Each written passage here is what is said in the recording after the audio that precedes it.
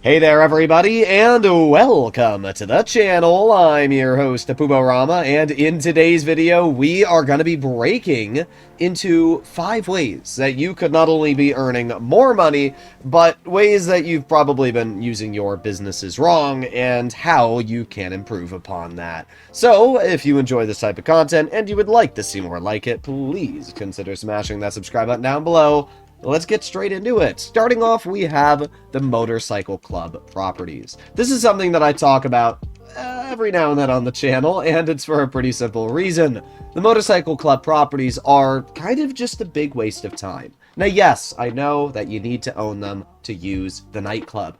However, you do not need to upgrade or actually run the businesses to have them active in your nightclub. You simply just need to own the property and just not have the business shut down. So because of that, it's not really part of what we're talking about. What I'm talking about here is actually using the businesses themselves. Let's say, for example, the weed farm. First of all, you're going to have to order supplies every time you obviously want to have the business run, which is going to cost you $75,000. And selling the weed farm is not going to earn you all too much. A completely full sale mission is close to $300,000. You also have to remember you're spending about $150,000 of that on resupplies, so you're actually only earning about $150,000 on the sale mission. Then you have to realize that the sale missions on average take around 25 to 30 minutes to complete, especially if you get something like the post-op vans, might even take longer. So when you're only earning around $150,000 for 25 to 30 minutes of work, it's just not even remotely worth it. You could easily do a payphone hit and like a basic dispatch job and earn more hourly. It's pretty sad. So yeah, in terms of earning money, the Motorcycle Club businesses are just pretty mediocre. The only one that I'd actually say is good would be the Coke Lockup. It earns around $95,000 an hour, which makes it one of the more efficient passive businesses in the game. But the Math Lab, the weed, the counterfeit cash, those are all more kind of a waste of time, especially when you have to add in the fact you're earning your money back from the upgrades you purchase and that you can get raided. So I would not recommend to really use the Motorcycle Club properties. I think they're a waste of time and a waste of money, and that's about as simple as it is. That brings us to the next property, which is Special Cargo. Special Cargo is one of the most grindy style businesses in the game. True tryhards absolutely love it. However, they don't really listen to the facts, and the facts are that Special Cargo is not a good business to be earning money with when you actively grind. For example, if you are actually sourcing crates coming back and forth, you are going to be earning on average around $450,000 every hour. That's not a lot of money. That's not a lot at all. And a lot of people will say, okay, well, what about if I wait for double money weekends? And you can, but I mean, the amount of time you wait for just a single weekend to be double money, and even then, that means you're only earning $900,000 an hour instead of $450,000. It's still not that much. I can do the Cayo Perico heist paired with something like the Cluckenbell farm raid, and I'll already be looking upwards of $1.3 to $1.4 million. Instead, when it comes to Special Cargo, you should simply walk up to Lupe's assistants. We have Lupe right here. You pay your $7,500, and she's going to go out and source me crates.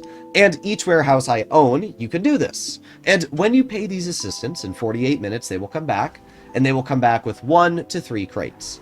And that's as simple as it is. If you own 5 large warehouses, they're going to bring you back on average $144,000 every hour. That's pretty good, especially for basically being a passive business, where all you need to do is once every 48 minutes, take a couple minutes of your time and have her assistants go out and source you more crates. It's actually really easy to do, and it makes the entire business much more profitable. It is much smarter to have Lupe get the crates for you and grind something else than it is to actively grind them yourself. I just completed a security contract. We can see mission passed right on my screen. And if we head over to the agency and hop onto the computer, there's obviously going to be a small cooldown before I'm able to start up another mission. So we're just going to log in and go over to security contracts. And as you'll see at the top, there's a short delay before you can start another contract, and it doesn't let me accept any. However, if you are in a public session, you can simply find a new session, go to invite only, and because I've already set my spawn location to the agency, it's going to load me into a new lobby inside of my agency. If you are in an invite-only lobby, you can do the opposite and go to a public lobby. And doing this, for some reason, resets the timer on your missions.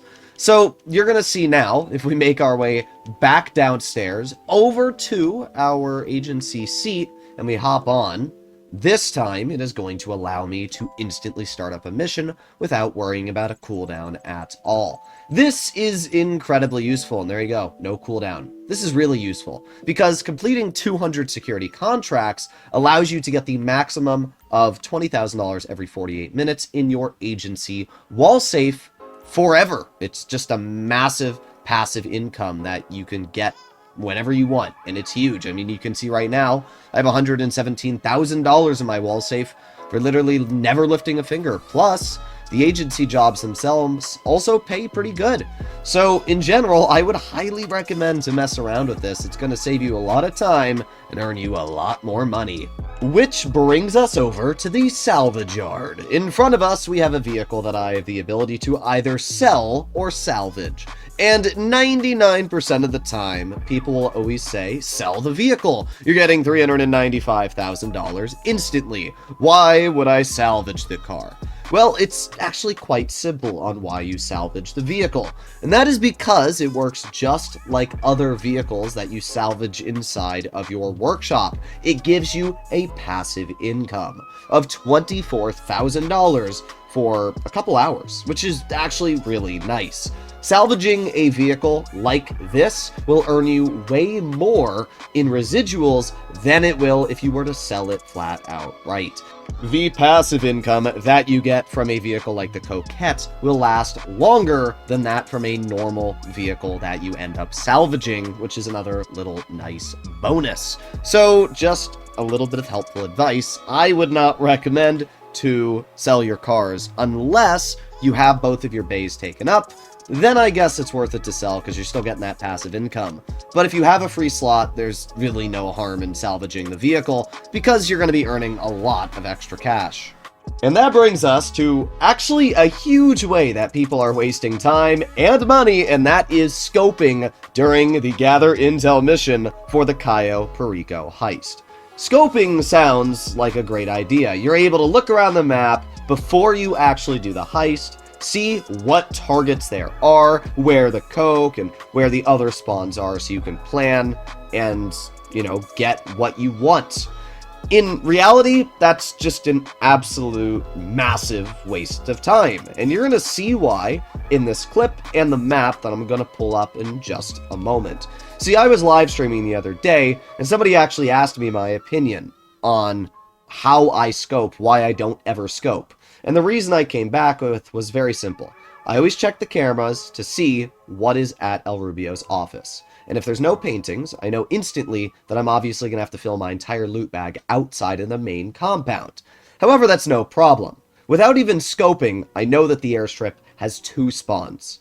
There is the area I'm currently at, and then above me, literally right above me, using the forklift, I can get to a second area where more items can spawn. It's almost guaranteed that you are going to get at least, I would say, 60 to 70% of your bag filled just from one of these two spawns, and you're almost guaranteed, I would say, at least 50 to 60% of the time to fill your entire loot bag just inside of the hangar right there. The reason I haven't continued filling my loot bag here is because there's a painting at El Rubio's office. But that's not even a problem. Let's say that, you're currently right here.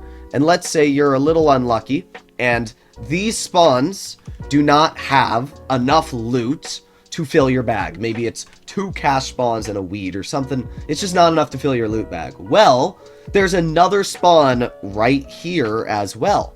And using that spawn, you will be able to fill your loot bag. It is impossible with these 3 spawns to not fill your loot bag entirely. So there's literally no reason to go scoping over here or to go over here and look at what targets you can get when you can guarantee every single time that you can fill your loot bag in this location every time.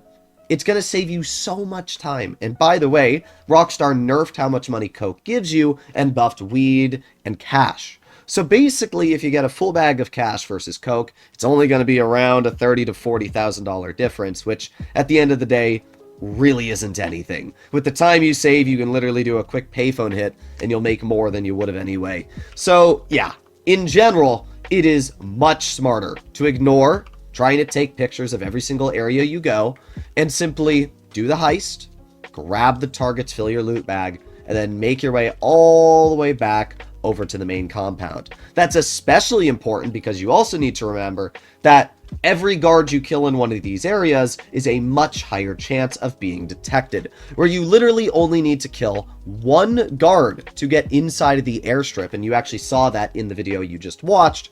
And if you need to make it to the other location, which is a little bit down here, there is only one guard you're going to have to take out and a camera. That's it. So it is very easy to make your way to these locations. So there you have it, ladies and gentlemen. These are my 5 ways that you can be earning a lot more money with businesses that you're already using. Now, if any of you do disagree with what I have to say here today, what I always tell people is pull up the numbers, run them yourself. I always run the numbers. I always double check my math. And whenever I post a video, I make sure that what I'm saying is the utmost of truth. For example, special cargo, there will be people that probably disagree with my take saying that special cargo doesn't earn that much and it's only $450,000 an hour.